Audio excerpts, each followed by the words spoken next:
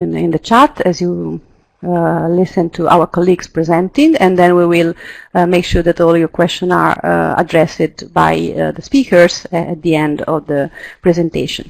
So today we have the pleasure to have with us also my colleagues here, of course, the European Schoolnet, Mona Sefen, and she's also one of the moderators of the MOOC.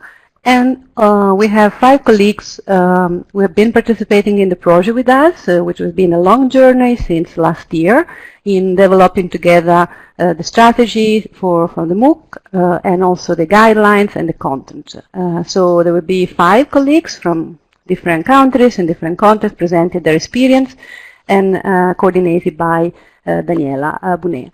So I wish you all a very good TeachMeet to enjoy the content and the presentation, and I will just leave now the floor to Daniela, who will be introducing briefly the speakers and the content.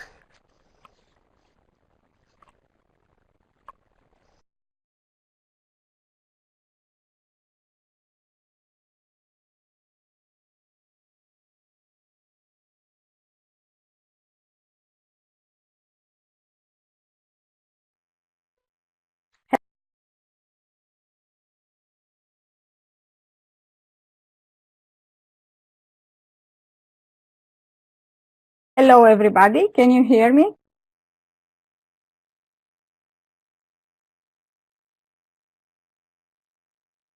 Well, welcome, everybody, to today's TeachMeet. I am happy to see you all here. My name is Daniela Bunea, and I am a collaborator with this MOOC. And for this meeting, I am one of the moderators. Our colleagues today will talk about implementing social media literacy strategies in their schools. For sure, they will have to give us all a lot of food for thought. We are confident that you see this TeachMeet as a great opportunity for learning. The presenters are all our peers, yet they are a little bit more experienced, having already started implementing their social media literacy strategies in their schools. So please see this meeting as an excellent occasion to reflect on how a social media literacy strategy could work in your own environment. And yes, feel free to ask any questions you might have in the chat all along the TeachMeet. We will collect all questions.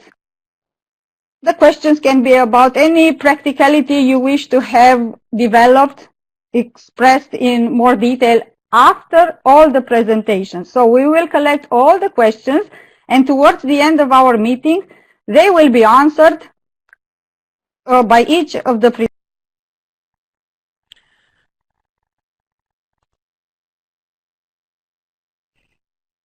Hello, everybody. I'm very happy to be here with you to join the brigade, this brigade of teachers today. And first of all, I'd like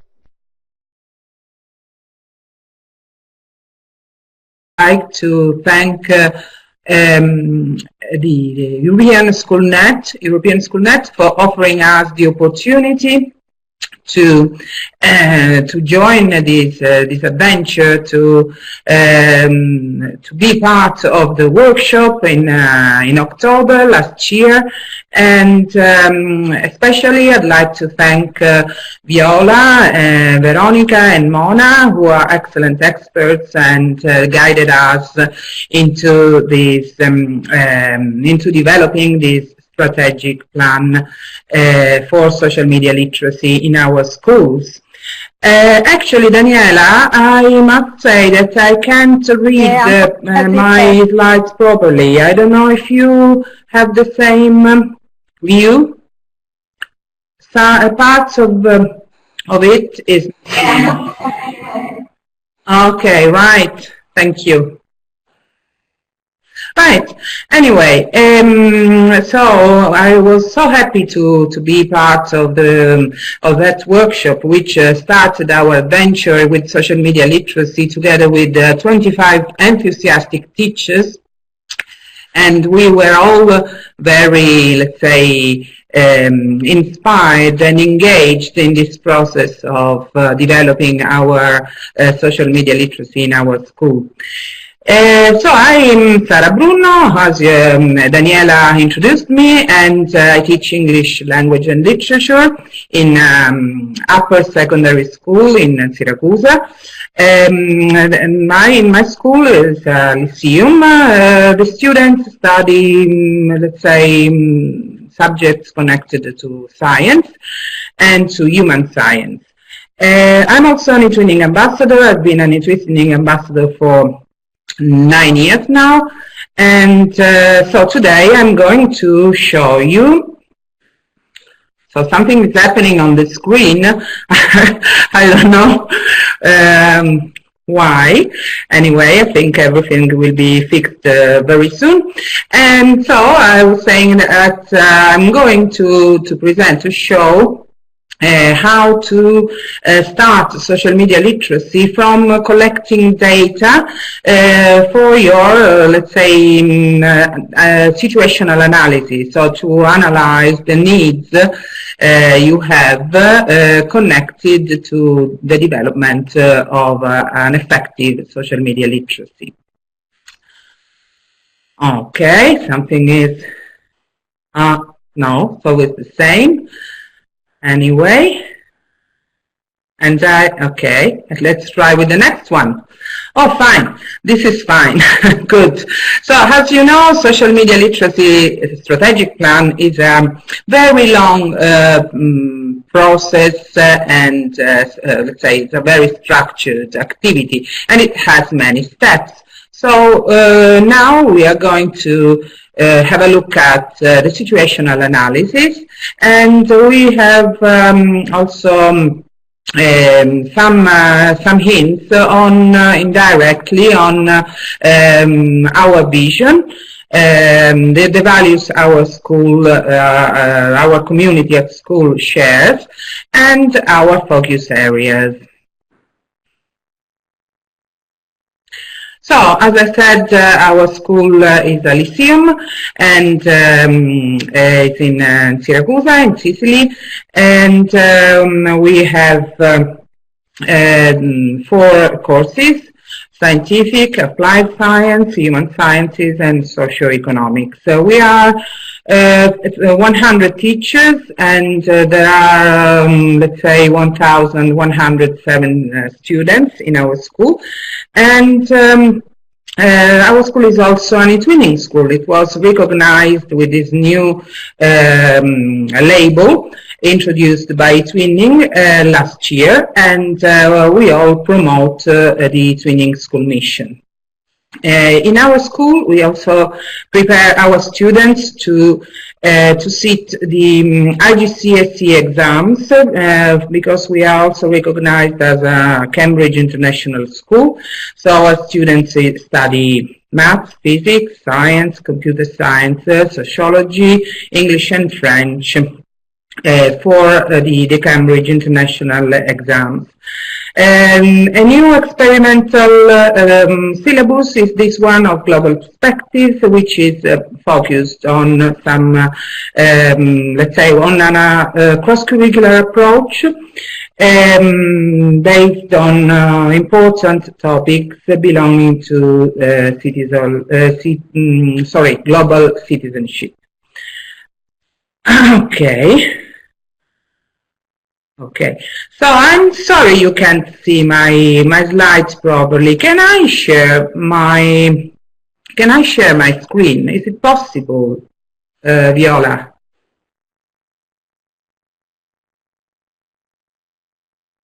Okay, fine. So I'll stop sharing this and I'll share my screen. I won't see the chat. So please let me know if something is not working. Okay. Right.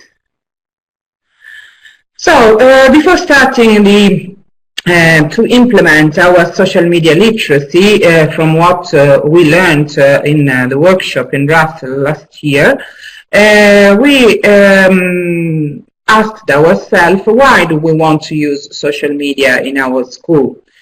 And the answers are many, because our students, of course, as all of us, use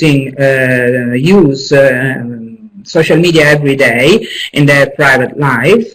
So the social media literacy in school is becoming very important. So we thought that introducing a social media literacy could teach them how to think critically, how to become smart consumers of products and especially of information, recognize different points of view, create media responsibly, so create content responsibly, identify the role of media in our culture, of course, e-safety is another important issue, and be able to fully participate in the information society. So we understood that the need to implement social media literacy respond to some imperatives.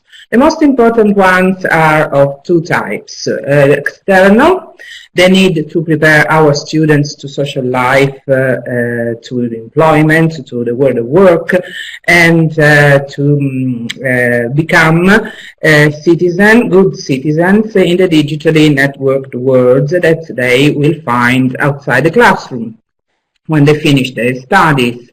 Another imperative is internal, because we think that social media literacy can also offer some opportunities in the classroom. It can help to develop a constructivist, a student-centered pedagogical approach, a collaborative approach, and a full participation to learning activities. So we started from our school values. These are our, let's say, educational aims, which are shared and promoted by all school community. And so our values are based on competence and quality, because the general upper secondary schools usually prepare students for university, so we expect good results from our students. We also promote collaboration and mutual support, and we we stand for respect and try to promote inclusiveness in our programs, in our syllabuses.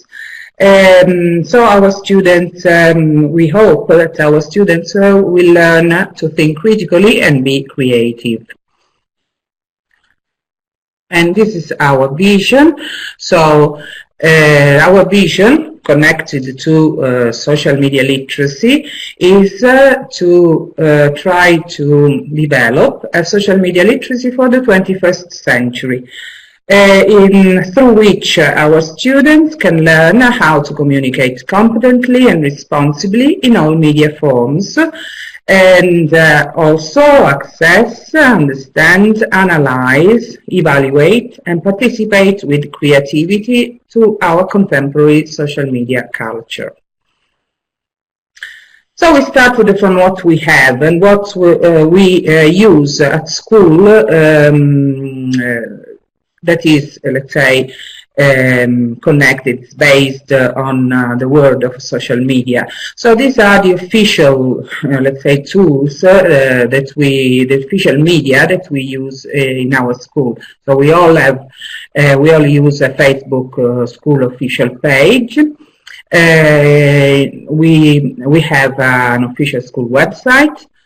We also use a platform, an e-learning platform, a learning management system with Moodle, especially for teachers. Excuse me, I have to leave you just a second. Can you go on, Daniela, because I have an emergency. Excuse me, very sorry. I have to interrupt. Okay. Do you think we could go on with Michele's presentation? Michele? I realize that Hello, I'm here. Sarah has just started telling us about... Yeah, I'm here, Daniela. I'm ready when you want. Okay, because let's not wait for Sarah to come back and pick up, you know. If you start, you finish, and then Sarah will pick up where she left off. Can you hear me? Okay. Okay, can you see me now? Yes. Okay. Yes. Yeah. Dear participants, Sarah has got an emergency situation, and yeah, I realized that she stopped in the middle of her presentation. She will pick up where she has left off when she comes back. Okay, thank you, Daniela. Hello, everybody. This is Michele Gabanelli. I'm speaking from Italy. I am an English teacher, an English and English literature teacher. I teach at EES Savoia Benincasa, which is a secondary high school in Ancona, which is located in central Italy. But apart from that, I also work as a trainer in several fields of teaching, and we are, in my school, there is a team of innovators. We are especially interested in anything which is linked to new frontiers in education. So we are interested in new strategies like debates, like flipped classroom, like the MLTV frame, which is a frame which comes from Harvard University, as well as the Intel. In a nutshell, in a few words, we are into all strategies characterized by an approach which put the student at the very center of their own learning progress. So what we do in our school is trying to reduce the role of the lecture-based class, lecture-based lesson, in favor of all the strategies, of all the approaches where the student is the real protagonist. And in this frame, the teacher, of course, plays still an important role, meaning the teacher is a kind of trainer. The teacher is a kind of coach, a guide that leads the pupils towards their goals. So knowledge, certainly, skills, but above all, competence. Okay, we can move to the next slide, I think. Daniela, can you help me move the slides, because I can't move it from here? Yeah, thank you.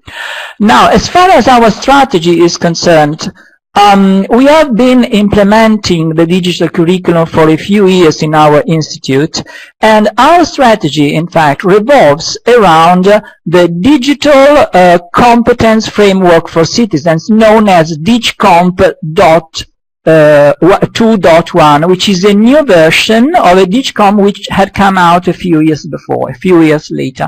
This is a publication of the European Union, so something which is available in any language of the European Union. And I do recommend that you take into consideration this important source of information and this great repository of practices. Now, the DigComp is, in fact, represents, in fact, okay, we can go ahead to the next slide. Daniela, if you help me. Right, is a framework, is a document that identifies the key components of digital competence. Because what we thought in our school is that being a native digital does not mean that you are competent in using information technology, in surfing the net, and using social media, of course. So what we try from the very beginning, especially in the first years, so I'm speaking about pupils who are 14 to 16 years of age, especially this range of age, I mean, is trying to make them aware of the possibility they have through the use of social media, of the net, or the information technology, as well as all the risks.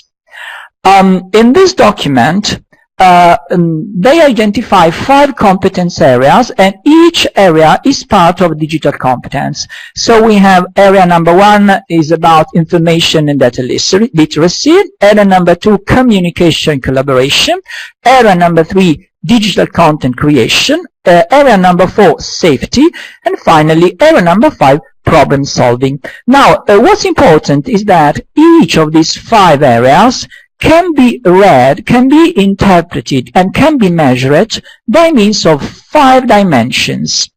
Well, first of all, there is the difference between an area and the others, but then there are the descriptors of the competence, and each competence has a certain amount of sub-areas.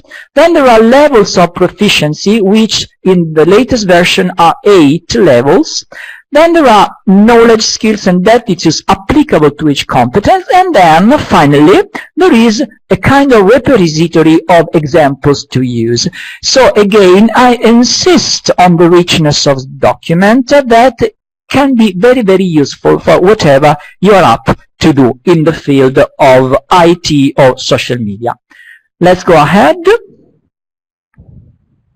Right. Now, in my school, which again is Savoia Benincasa from Ancona, we have taken inspiration from this document, and we have organized, we have planned a series of what we call in Italian UDA. Now, UDA is an acronym, stands for Unità di Apprendimento, which in English could be translated as learning unit, and it's a kind of learning plan where the focus, rather than on knowledge, rather than on the content of the subject, is on cross-competencies.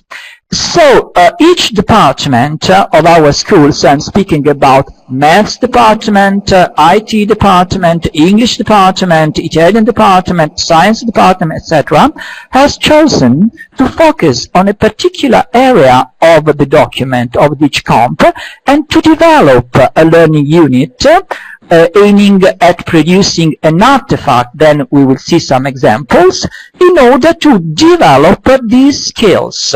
So in this way, the pupils who are involved in the carrying out of the UDA, of the Unità di Apprendimento, of the learning unit, will learn not that something exists, but we learn how to manage something. So this is how we organize it. Now, if we move ahead, again to the next slide, Daniela, please. Right, here is, I have tried to sum up who does what in our school. So, for example, the first competence area of the DigComp, the one we call it, they are called information data literacy, has been assigned to the IT department of our school. So IT department means they are IT teachers, and in their UDA, they aim at creating, at realizing a digital artifact, which is a web compass. Now, what is a web compass? It's a device that shows the student how to search for the correct internet resources. Because, in fact, when we search for a piece of information on the net, many a time we can incur on the wrong source. So it's very important to teach 14 or 15-year-olds the way to select the correct sources of information. The second area, the one about communication collaboration, has been assigned to, let's say, humanities. So within humanities, we mean Italian, foreign languages, English included, philosophy departments. And here we have focused on another important aspect, which is online social reading and commenting. We have been using special platforms where we upload, or we find already there, documents, maybe novels, short stories, poetry, whatever it is, that the kids read together with their teacher and they comment together. In this way, they learn how to respect each other's opinion, they learn also to understand that maybe I appreciate an aspect that you might have overlooked and vice versa. And this way you understand that the horizon, the cultural, the mental horizon of the pupils becomes wider and wider. And yet the artifact kids are then required to make are videos or reviews or even commercials on the text read. The third area is about the creation of digital content. So here, the art department has been involved, and they make this happens every year, of course. This has happened for some years, and also this year, of course, a digital Google map on local art attractions. We are in an area that is also known as another Tuscany, so we are very rich in Romanesque churches, for example, or Roman ruins. So the kids go around and make this digital Google map on this content, on artistic content. Then the fourth area is safety, which is really a hot topic nowadays. This has been assigned to science and physical education departments, and they learn how to surf correctly, how to correctly use social media, and the artifact is a digital poster on this very topic. Finally, it's about the fifth area is about problem solving, and of course the departments that we've involved were mathematics, physics, and robotics. And what did they do? They built a robot, because we also have a very, very great interest in robotics, and making a robot move or even building up a new robot is the best way to improve this skill. So this is how we have been implementing the digital curriculum in our school. If we go ahead to the second last slide, right, this is our aims. Now, from digital natives to digitally competent. Attention, the things do not coincide. I can be very, very skillful at using IT, but at the same time, I can be a digital ignorant, and conversely, of course. So our school's values can be summed up as follows. We aim at making our kids able to think critically, of course, to be good citizens, not only in life, in material life, but also in digital life. And there are no barriers between the two. Attention, because if I commit a crime on the net, I will be punished in real life, because both of them are real life. We also aim at make them able to communicate effectively, which means be clear, be concise, and respectful to the other's opinion.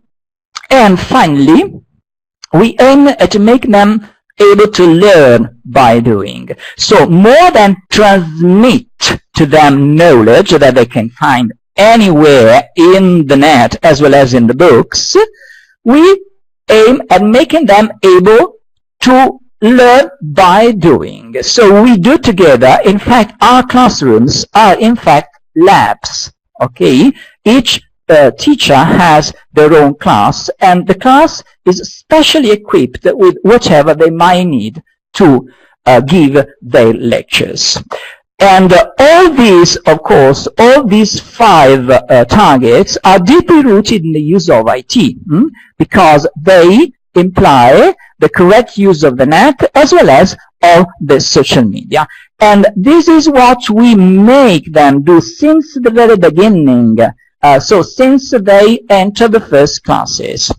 And in this perspective, the use of DigCom, again, the framework from the European Union that I do recommend that you use, provides certainly a great help in the shaping of competent future digital active citizens and social media users.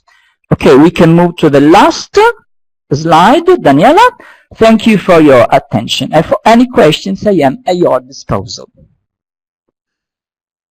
We have collected the questions, and Michele, you will be asked to answer these questions at the end, after all the presentations, okay? Thank you. Yeah, thank you. Okay, thank you. Now, Sarah, if you wish to pick up where you left off, maybe also sharing your screen like you did before. Thank you.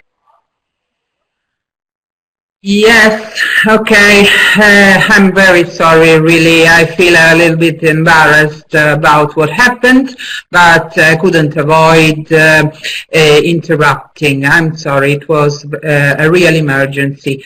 Anyway, I'll stop sharing a very interesting presentation by Michele, and I must say that DigiComp is very interesting. We are also using DigiComp in our social media strategy in our school, and I thank you for the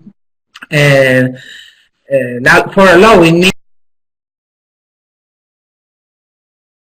to go on with what I was saying before. So we were talking about how to collect data on our social media situation, because we stopped, yes, we stopped on social media we officially use in our school. So we had to collect, let's say, more detailed information about our social media situation, and to do that we used Google Form, and we, let's say, shared a questionnaire, a survey made of about 20 questions on digital and social media competence, teachers' digital and social media competence. Then we collected other information about social media situation in our school through conversations with the key position staff on the needs of social media literacy strategy. So I had very pleasing conversations, and we also shared our opinions about the use of social media in our school with my colleagues. And I also interviewed some students on their social media use, even for their personal activities. For the, let's say, the survey, as far as the survey is concerned, some of the questions are, for example, these are the most relevant questions, and so you can see that teachers use internet to share teaching materials and resources with their students, so the percentage is quite high.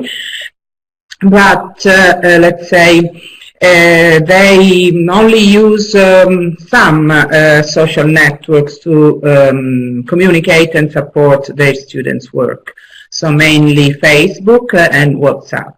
WhatsApp, I must say, is massively used in our school, because all teachers have groups with their classes to share information on their lessons. So this is another question from another example. My students use digital products, presentations, shared documents and blogs to document the steps, to present and document the steps of their learning process.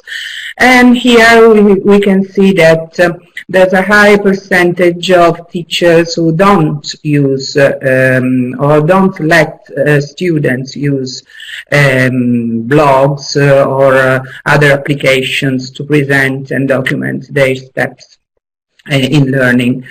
The last example, another question, is connected to the use of personal devices in class, individually or collaboratively,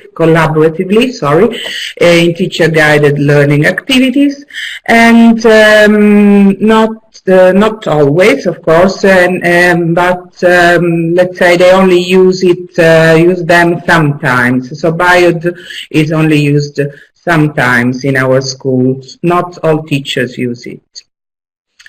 As far as the interview, these are, let's say, the driving questions, the guiding questions for obtaining, let's say, some detailed information about the use of social media. So what's the use of social media in our school? Are social media actively used to learn?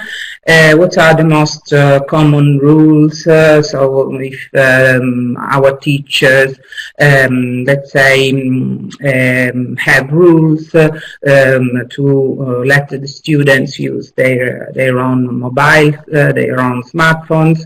This interview and let's say these conversations were held also with those teachers who teach the initial years, so the first 2 years, when students are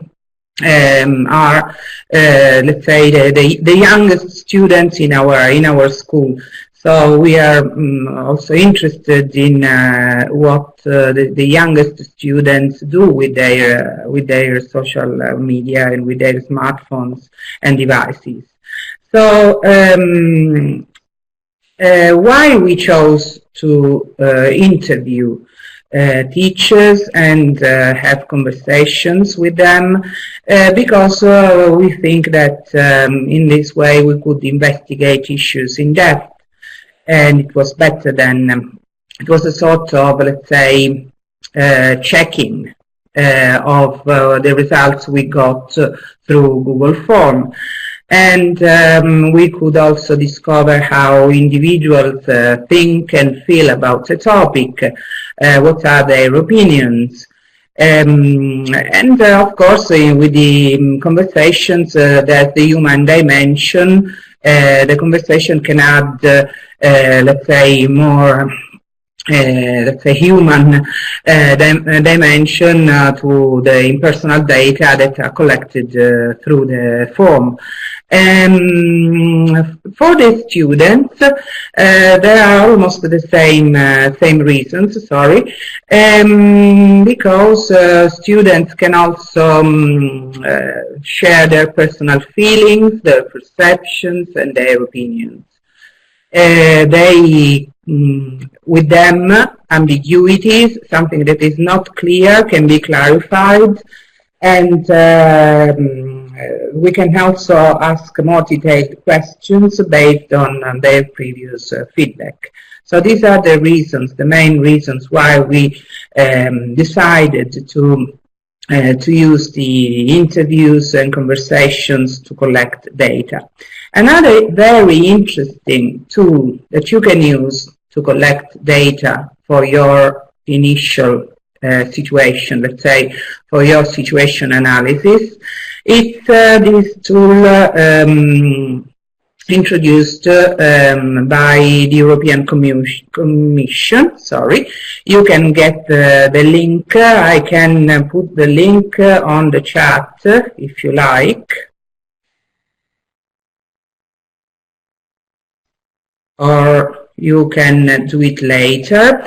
Maybe Daniela or Mona, it's very easy to search in the web. SELFIE, of course, is an acronym. It stands for Self-Reflection on Effective Learning by Fostering the Use of Innovative Educational Technology. And it helps the schools to assess where they stand with the learning in the digital age. I will go on. I won't show you all the steps on how to use SELFIE, because you can find them in the website. So if you click on the link, you will find the steps. But the most important ones are that SELFIE is in 26 languages, different languages. So you can find your own language. It's not in English. I mean, it's in English, but it's also in other languages. It's developed and translated in other languages. Another important aspect is that it's,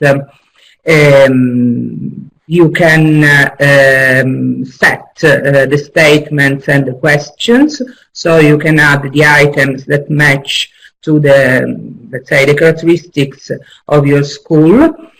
And you can also choose the timing of the selfie exercise. You can also for example, do it in class. You decide to, let's say, launch it in your class. So it's also a way to reflect on the use of social media. And another interesting aspect of selfie is that it's anonymous. It takes around 30 minutes to complete the questions. And usually, no, it's better, I must say, it's better that if all teachers and head teachers are invited to take part in the selfie. So everything is anonymous and everything is, and nobody can access to your school information, so it's a very safe tool. And you can also, let's say, generate a questionnaire in different periods during the year or during the period you decide to implement your social media literacy strategy, because in this way you can have you can monitor the progress and the achievements in with selfie. So at the end of our analysis, we collected some information which I summed up with this slide. So we decided to take steps to improve teachers' innovative teaching methods, and because we think that our teachers need to open up to innovative to innovation, to network, and to access to open resources and to professional development. We also think we collected information, so we now know that our teachers and students need to learn more about constructivist and collaborative approaches to learning. And the students use social media for personal purposes, so they should learn to use them for their study, for their learning. For bullying and cyberbullying, we must say that in our school is contained, but sometimes hate speech needs to be controlled.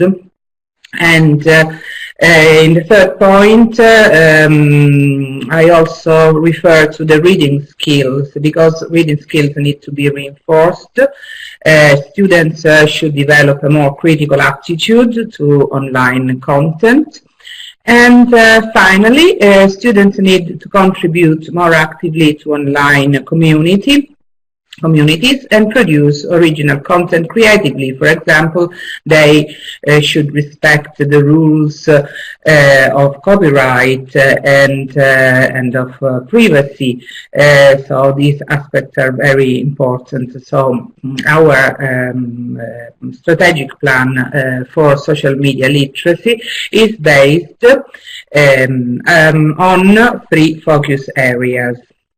So it's based on, let's say, every focus area has a dual focus, because some activities are addressed to teachers and some activities are targeted to students. So our first focus area is responsible access and critical evaluation of information and digital content. Our second focus area is to develop an active and democratic participation and a civic collaboration in social media, and to develop collaboration and project-based learning. We thought to use e-twinning, so e-twinning will be part of our strategy, will be an important part of our strategy. And the third focus area is focused on creative contribution and production in social media. Of course, there are the strategic goals, and the activities which are also part of the strategic plan, but this is our starting point, the 3 focus areas. So thank you for your attention. I apologize for the unhappy inconvenience that happened before, but it was a real emergency. And I hope you could follow even with the interruption. And if you have questions, please ask. I will be happy to answer. Thank you very much, Sarah. Thank you. The questions have been collected, and you will be invited to answer them at the end, towards the end of our meeting, after all the presentations. Now, Elena, will you please have the floor? Good luck. Okay. Can you hear me? Okay. Just a moment for the webcam. Okay, just a moment. Okay. You should see me. Here I am. Okay. Okay. Hello. I think my slides, you can see just half of it. Is there a way to see them completely? Okay. Okay, thank you very much indeed. So, hi everybody, I'm Elena. We can't see your camera. You can't see? You need to. I can see. You need to just press, a moment. you need to Start press my another. webcam. Okay, can you see me now? Can you see now? Oh, what's the matter? No, you need to press it twice. First no, for showing and then for sharing. Okay, start sharing. Yes, now. Okay, thank you. Hi everybody, here I am. I'm Elena Balestrazzi. I live in Italy and I teach in a secondary school.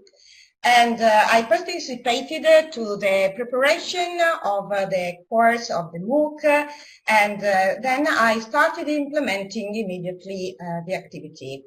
So I'm glad to be here and to see my colleagues, and I'm also thankful to Viola, especially as a coordinator, and to Mona. So I want to show you something very practical, which is part of one of the 3 focus areas I tried to work on. Will I move the slides, Daniela? Can I do it? Okay. Okay, it's at the end of it. Daniela? You can do it. You can do it. Yes, I did it. Okay, here I am. So this is one of the focus areas, and this is about the target were the students, while in the second focus area the target were teachers, and the third one were products about content creation. I believed, I had an impression that these students were left alone with their mobile phones and their use of social media. As Michele said before, they are digital natives, but they have a very easy use of the different functions of their mobile phone, but often they are not aware of what they do on the net. And the school, for the moment, most of schools in the world didn't take care about it, and it is really a priority. Indeed, what can we see now? We can see that the social networks and social media in general, like YouTube, and I have to say something about YouTube. As teachers, we use YouTube a lot. But what's the problem? We don't use it as a social network. We use it just as a repository. On the contrary, our students often upload videos about their life. The same, of course, with Instagram, that is so popular today, while everybody knows that it is our generation that uses Facebook a lot, while teenagers are almost abandoning it. And what's the problem about it? That as teenagers, they've got a lot of emotions, a lot of feelings to transmit, and they use these social media as if they were their private diary. Do you remember the private diary of our generation that was locked in our bedroom? Okay, they have the same need to express their feelings of joy or of rage, but they do it in a very wrong way, publishing their private feelings on social media. And nobody almost told them that this is a real violation of their privacy. So, what can the school do? First of all, I have to say that I teach students that are aged from 14 to 18, 19. So in some years after their university degree, they will look for a job. And you know that now most of the recruiters agency and companies have an interview with the candidate. Of course, they watch their CV, but they also have access to social media. And probably what they posted some years before cannot be removed, as everybody knows. So what shall we do in order to help them to have a responsible use of their social profile or digital reputation? The school should do something. So what? I prepared this action, which is, I would say, quite simple. It is based on 3 steps. The first action is to create a group of students who may be considered as the experts of the school. It's a team of 20 students and aged 16, 17, who have to be trained to be the teacher of the second action, because the second action is peer education, and it helps other students to get informed about the wise use of social media. Then there's also another action, which is to involve a larger community represented by families, other colleagues, and a wider community, also the town council authorities and everybody involved in education. So how can we do it? The first action, to prepare the team of experts, is based on a training course. I had the opportunity this year to have a special extracurricular course, some hours in the afternoon in which students could become experts of ICT. And so the first point was to motivate them about digital reputation. As a consequence, I asked them to Google their name and find out what is called the footprint they left on the net. And they discovered, for example, that their name was in a project, they were tagged by a friend, and it's a good thing to do from time to time, to keep monitored the footprint of a person. The second point was to let them know each other, and it was done by means of a Google form with a survey about the use of social media. I have students in this case who are quite responsible because they are already 17. So what they prepare is aimed especially to younger students, but already at 17 we can discover that most of them spend from 2 to 4 hours a day on social network, that 70% of them use Instagram, and that 62% or more consider themselves addicted to social media, which is quite a worrying situation if we consider that other students, younger students, or with an academic curriculum at a lower level, because these are students attending a school that of course will prepare them for their university career. In this case, I think the rate would be much higher. So, what else? After this stage of motivation, we had the opportunity to have the support of an expert. He's a scientific journalist, and he presented different aspects of the net. For example, what is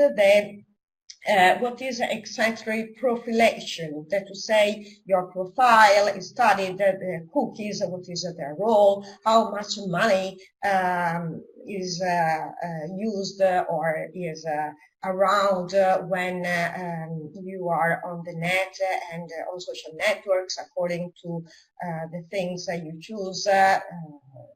And so we had this important information from the point of view of the economy, but also the development of the net and many other important information.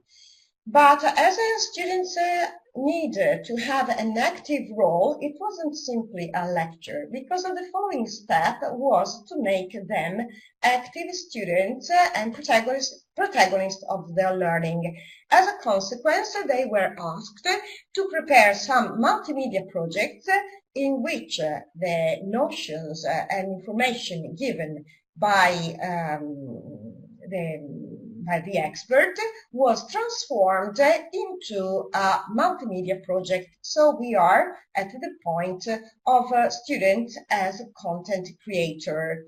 And there were many different multimedia projects. One of them was the development of the net. The other one was about advantages and disadvantages of the net. Another one was a guidelines about how to find how to recognize fake news, etc. So we created a sort of library, multimedia in this case, with many different aspects of the net.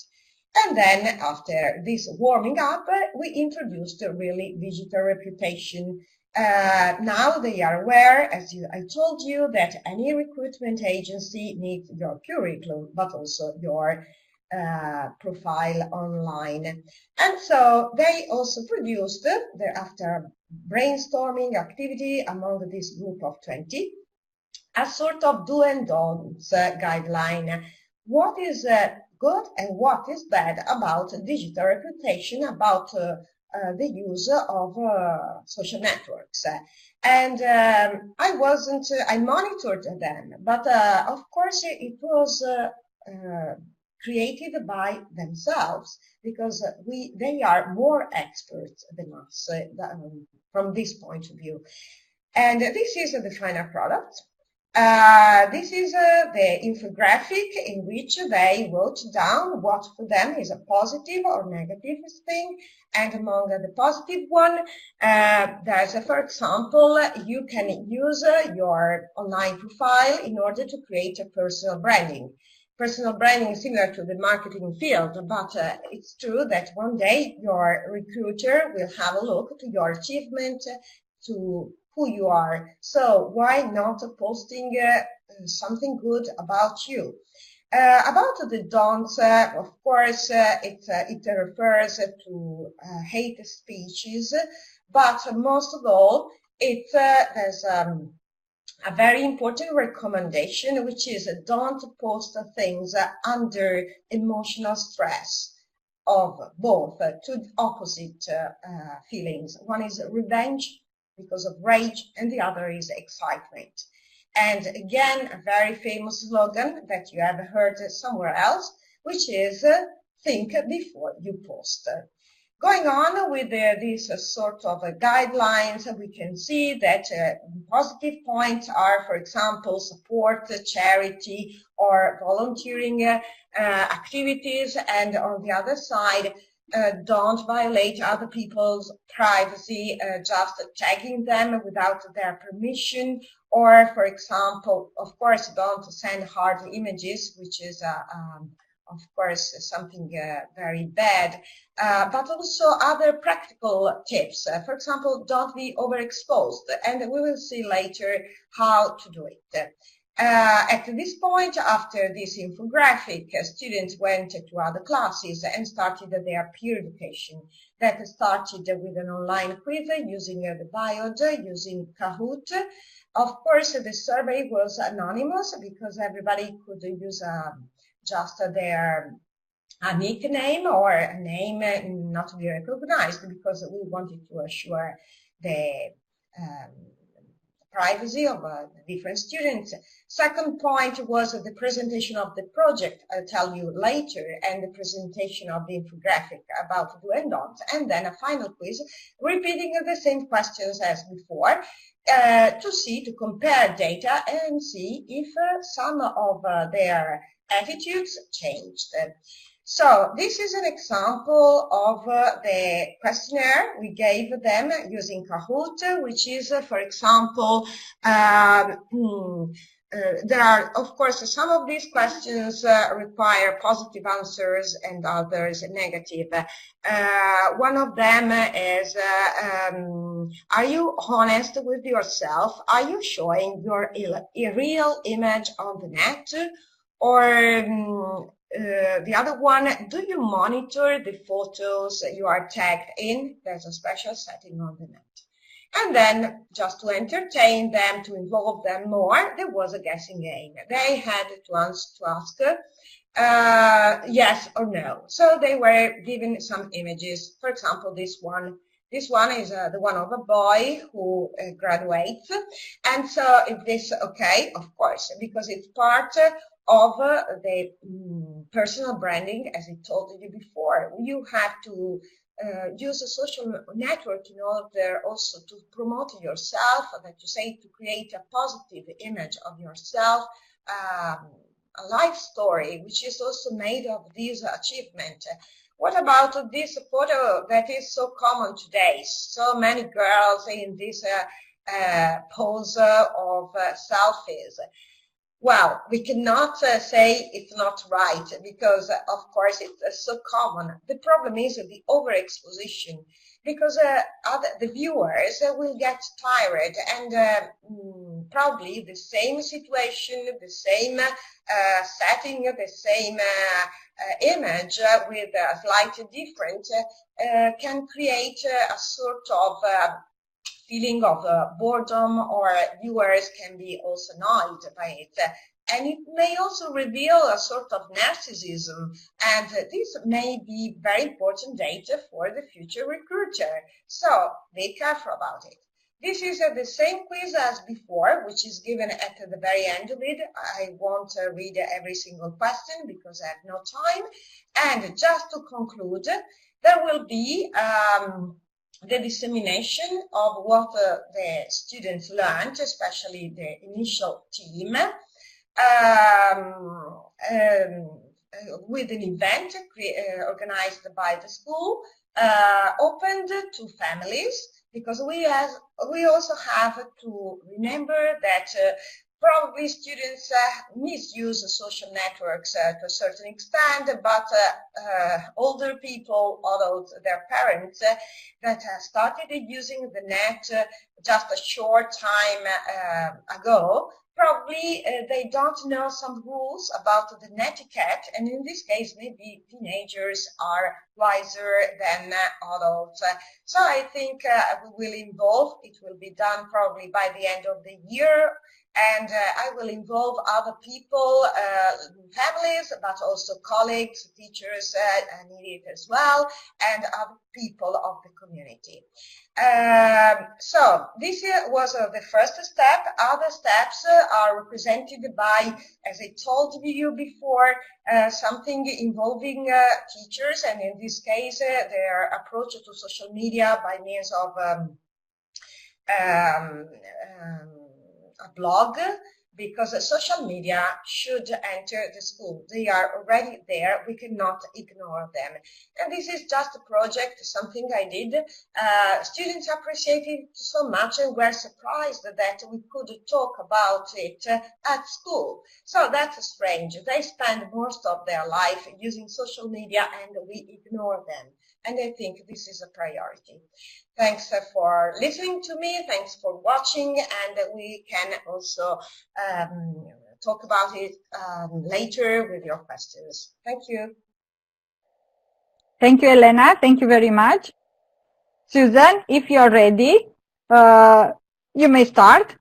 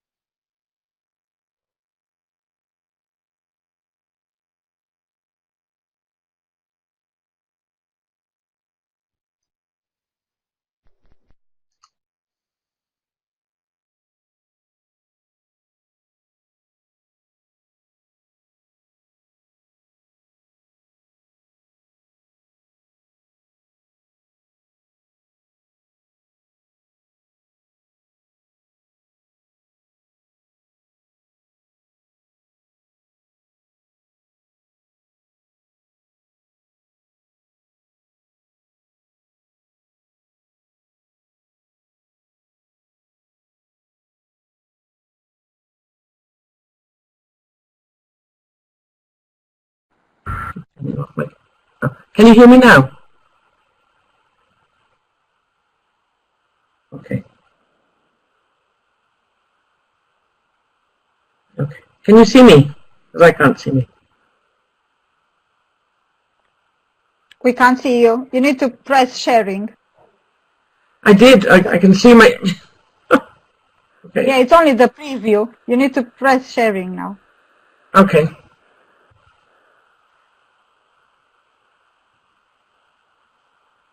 It says okay. Hang on.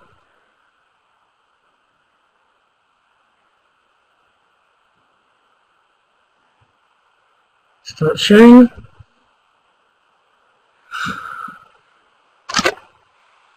Can you see me now? No, unfortunately. No.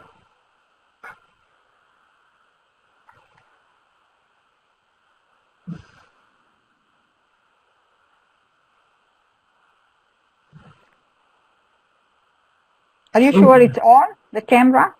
Yeah, the camera's on. I tried before with Skype to make sure. Okay. I don't know why.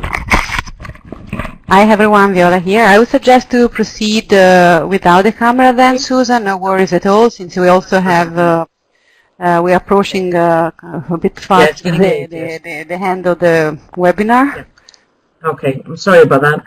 No, no problem at all. Don't worry. Okay, I've lost my script here.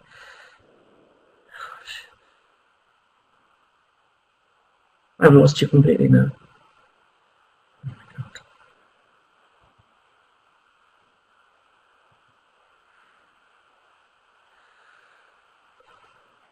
Okay, I've got you. Okay, so I'm sorry about that. Good evening, I'm Susan Rees, and I've also been taking part in the Social Media Literacy for Change MOOC since October, and I'm going to talk a little bit about how we can get pupils and their families involved in producing a social media literacy strategy.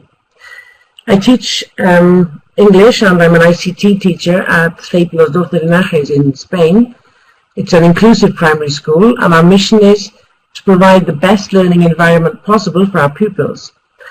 Through all the different subjects at school, we want to foster critical thinking and social values more than anything. And we really believe that it's that every individual matters, and we like to involve the whole community in our school life. ICT is embedded in the curriculum through cross-curricular content, and is not taught as a standalone subject, but it is one of the key competencies that our pupils are expected to acquire during compulsory education. Teachers and pupils at our school all use different apps and ICT sources on a daily basis. And generally, the control is quite good at our school, and we haven't had any real problems there. Pupils need to develop specific skills to deal with social media and how they interact with people online. As ICT is becoming more and more part of our daily lives, we really feel the need to prepare our pupils in the world of digital citizenship.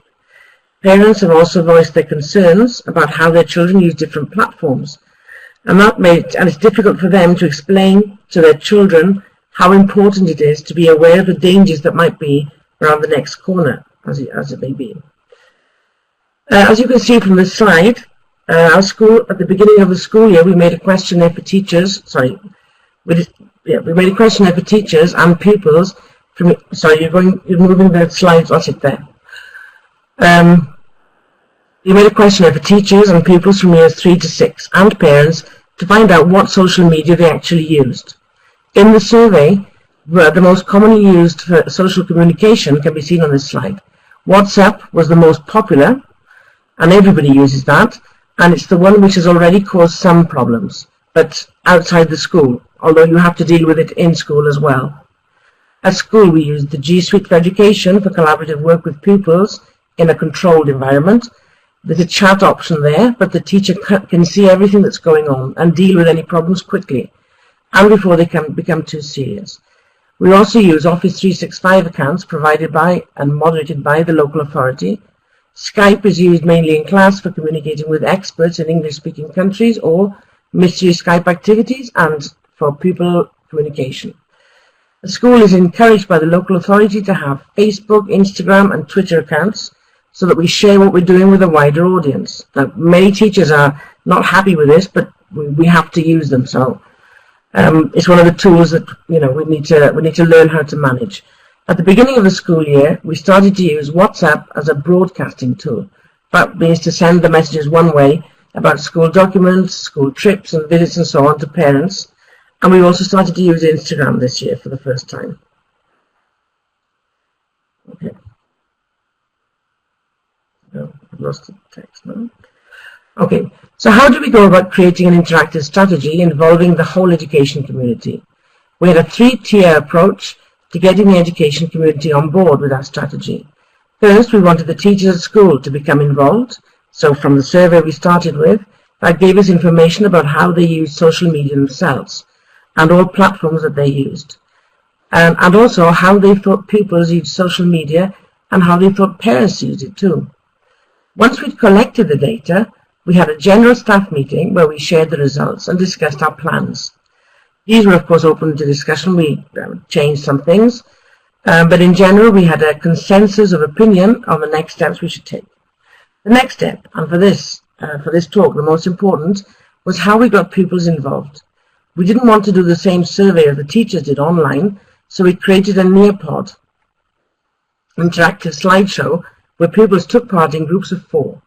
They used the tablets at school, and then in this activity we shared the platforms we thought they used and asked them to grade them from the most popular to the least. And then we asked them to add any others that we hadn't mentioned. This is when we were enlightened about the other platforms they used and all the games they played where they could interact with friends and strangers as if they were chatting to them in class. We hadn't considered these as possible communication, formal communication for our pupils. The last and possibly the most difficult part for us was to think about how to get the whole education community involved, especially families and carers. We have organised workshops held by experts in the past, but they've never been very well attended and usually about 3 or 4 parents turn up. So our first idea was to bring the matter up at a parents' meeting for each year group and see what their opinions were. Just move the slide. Okay.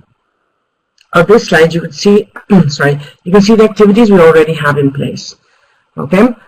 We have some school policies and rules related to the use of social media because from the education community in general, the pupils' safety, concerns about their safety when using ICT, the school takes part in different safety programs provided by the local authorities, the National Police Service and different associations which cater for the children's well-being.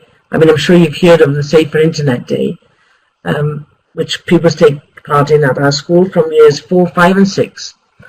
They take part in these activities and work on safer internet guidelines and take part in using resources that are recommended by the local education authority and the National Police Force on any pages that we find that are interesting.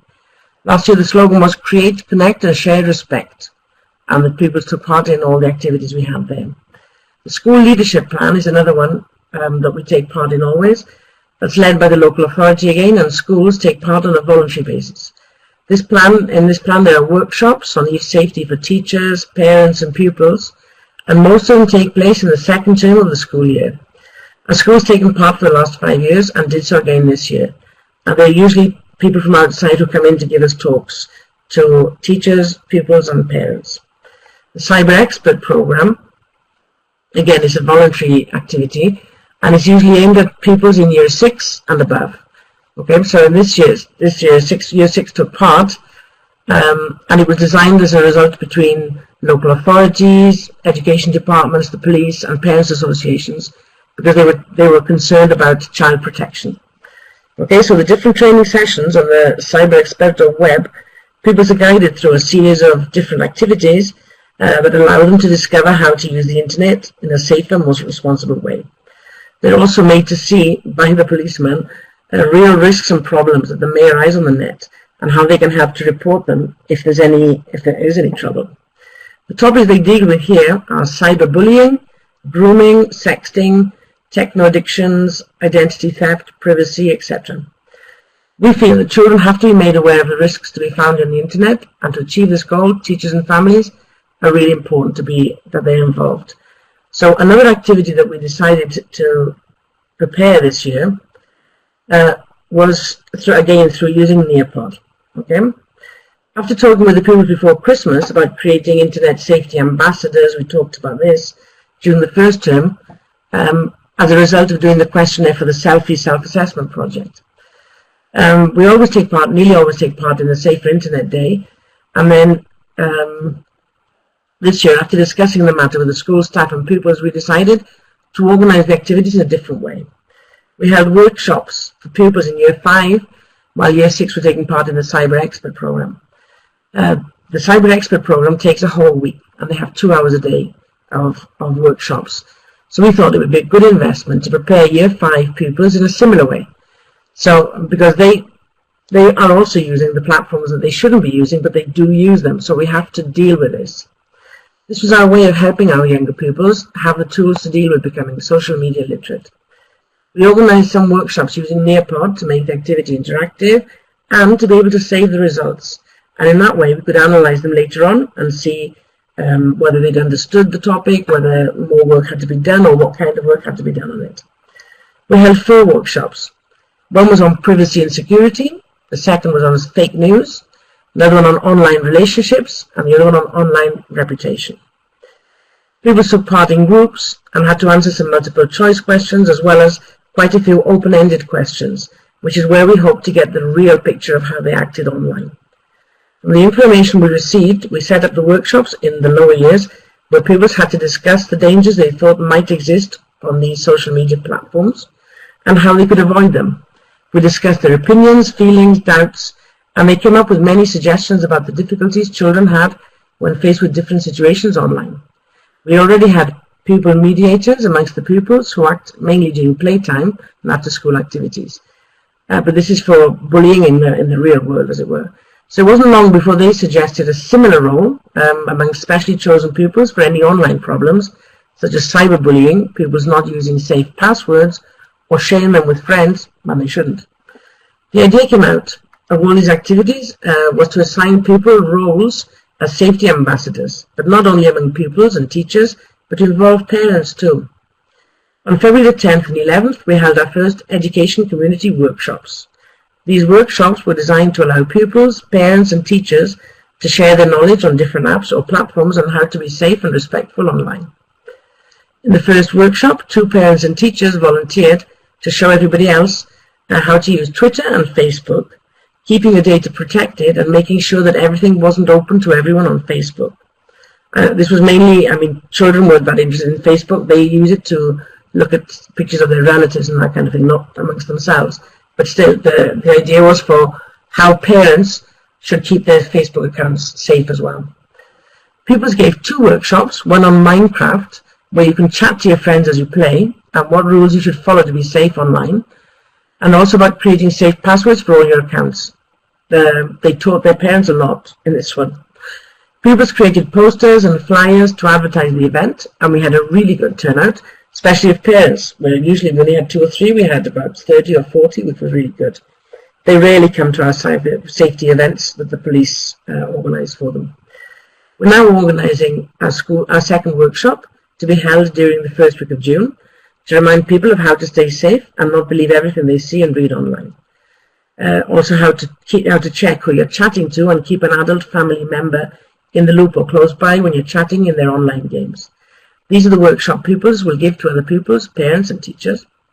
There's also a pupil workshop which the ambassadors hold on a weekly basis, where other students can come for advice or raise concerns or learn how to use any new apps we're using in class. Right, go to the next slide.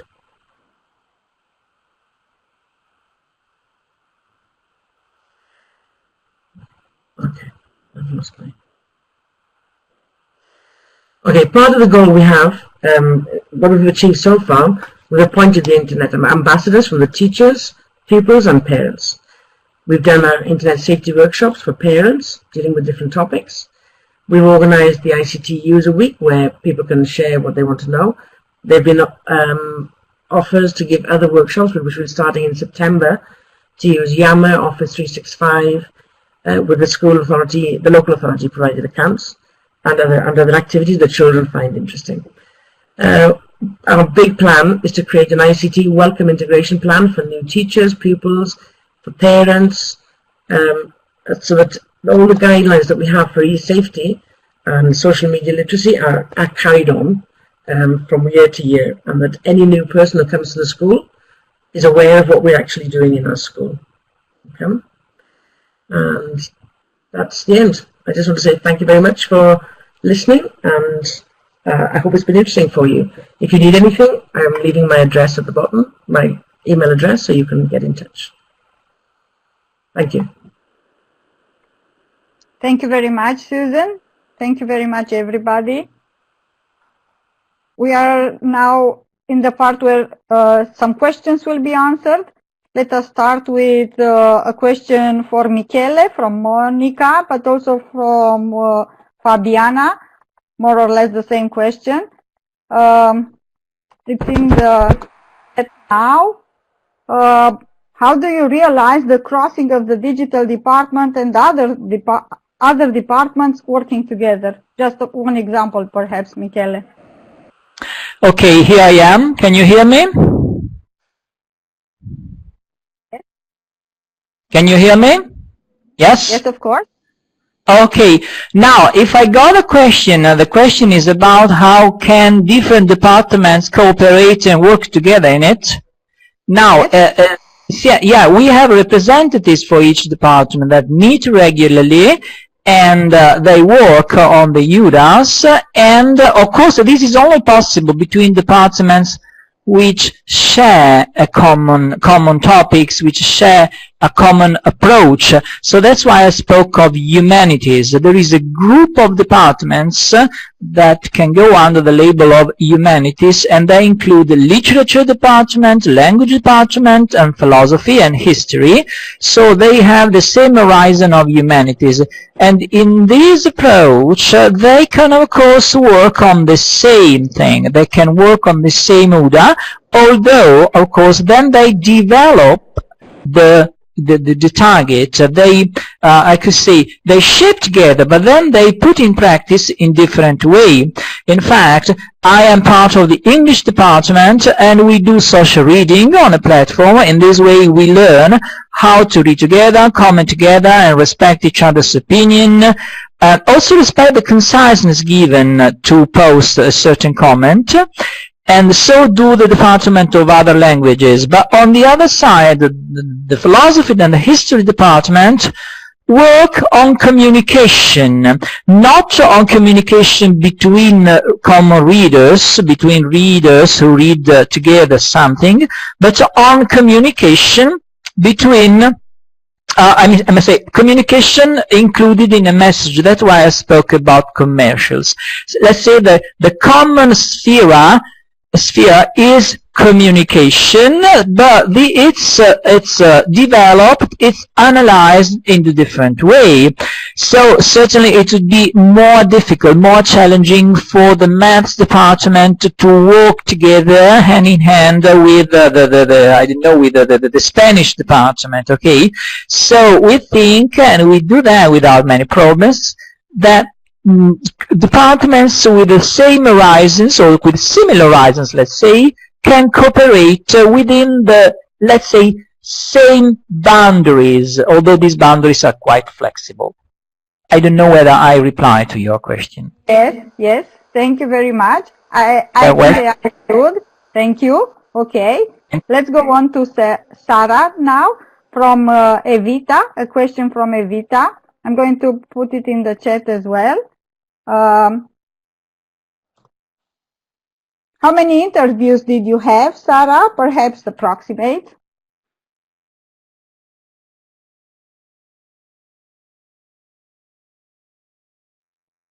We can't hear you, Sarah. Excuse me. Yes. Okay. My mic was off. Anyway, so with the students, about 50 interviews, not many, but you know, students' behavior with social media is always the same, Instagram stories and so on. And with teachers, I had some conversations led as sort of focus groups, and some individual interviews with teachers in staff in key positions, so staff teachers in key positions. So let's say those who collaborate with the head teacher. So let's say about 15, 20 interviews. Okay. Yes. Okay. Thank you. One more question. Yes. It's from Alina. How can a teacher persuade the head teacher of the school to allow for the social media literacy strategy to be implemented? Your opinion?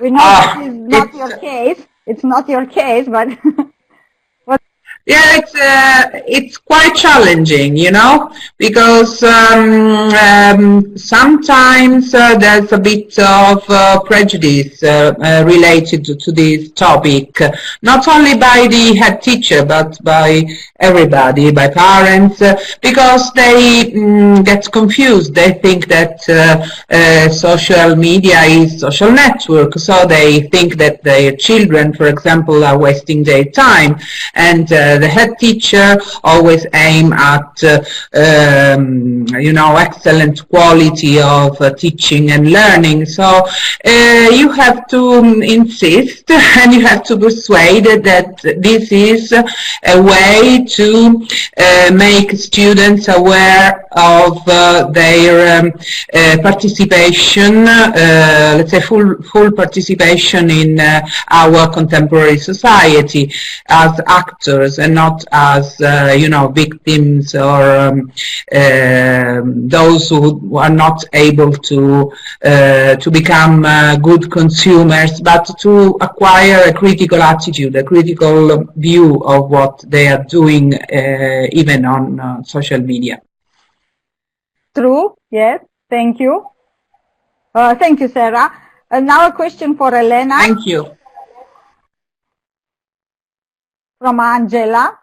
Could you give us ideas about timing, especially action 2, Elena, peer education? Thank you.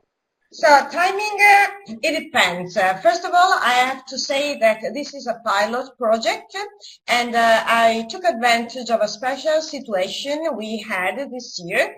That to say, we had extracurricular classes, so they were optional, and I involved about 20 students. There are different levels of inquiring about social media. I started from the invention of the web and the development of a social network. So I would say about 20 hours.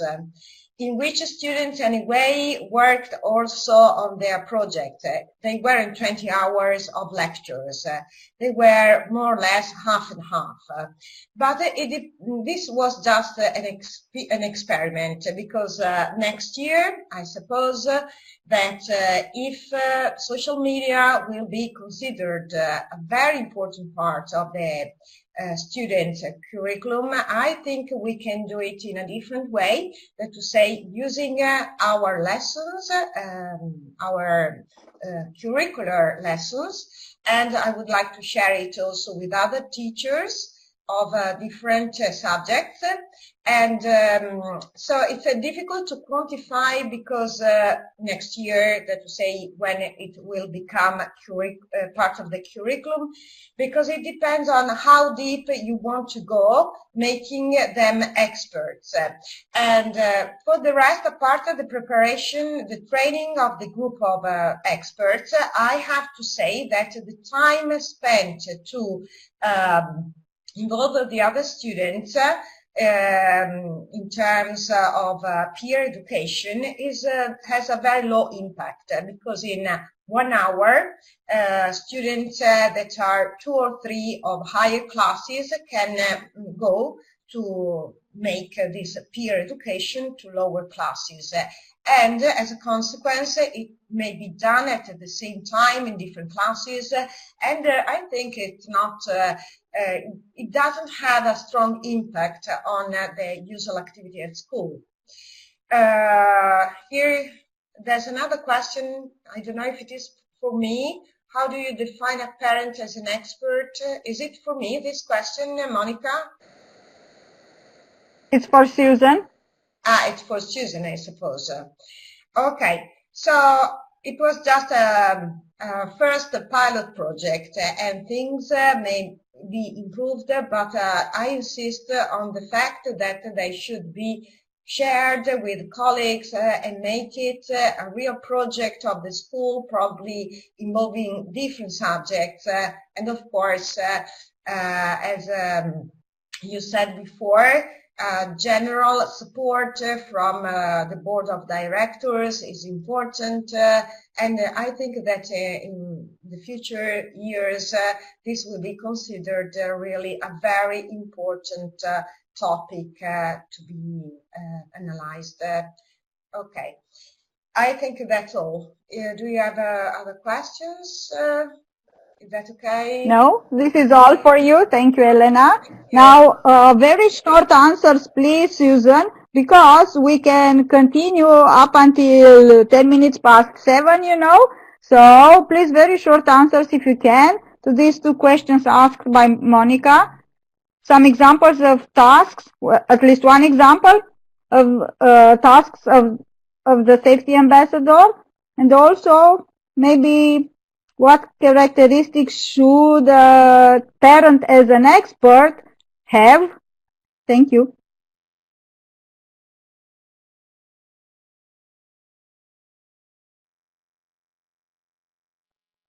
Then can you hear us? Because if not, can we please continue this conversation in the forum of the MOOC? If we write again the questions and we see the answers there, I'm sure it will be beneficial for all of us. I would like now to thank you for participating in this TeachMeet. I'm sure it was a great opportunity for learning, for reflecting and learning. I'm sure that you will start implementing a social media literacy strategy in your own school, depending on your context, depending on your resources. I wish you good luck and see you in the MOOC. Thank you very much. Bye. Thank you, Daniela, and thank you everyone for being here with us and our great speakers. So yeah, see you in the MOOC, and of course, as usual, the recordings and the material will be available on the MOOC itself, on the page of the live event. So have a good evening, everyone.